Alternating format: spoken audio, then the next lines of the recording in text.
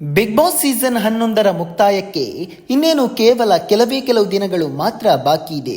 ಹೀಗಿರುವಾಗ big boss ಮನೆಯ ಸ್ಪರ್ಧಿಗಳ ಸಂಖ್ಯೆಯು ವಾರ ಕಳೆದಂತೆ ಕಡಿಮೆಯಾಗುತ್ತಾ ಬರುತ್ತಿದೆ.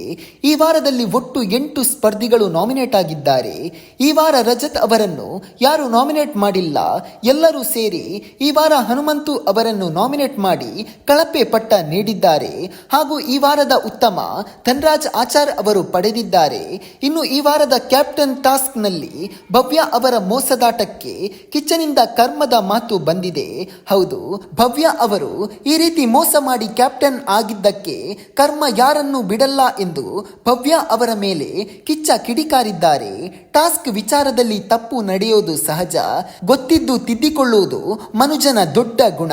ಆದರೆ ಇಲ್ಲಿ ಭವ್ಯ ಅವರಿಗೆ ಮಾಡಿದ ತಪ್ಪನ್ನು ಒಪ್ಪಿಕೊಳ್ಳಬಹುದಾಗಿತ್ತು. ಆದರೆ ಗೊತ್ತಿದ್ದು ಸುಮ್ಮನಿದ್ದಿದ್ದು ದೊಡ್ಡ ತಪ್ಪು. ಖಂಡಿತವಾಗಿಯೂ ಕಿಚ್ಚನ ಪಂಚಾಯಿತಿಯಲ್ಲಿ ಈ ವಿಷಯದ ಬಗ್ಗೆ ಕಿಚ್ಚ ಧ್ವನಿ ಎತ್ತಲಿದ್ದಾರೆ. ಸ್ನೇಹಿತರೆ, ಈ ವಿಷಯದ ಬಗ್ಗೆ ನಿಮಗೇನನ್ನಿಸುತ್ತದೆ ಕಮೆಂಟ್ ಮಾಡಿ.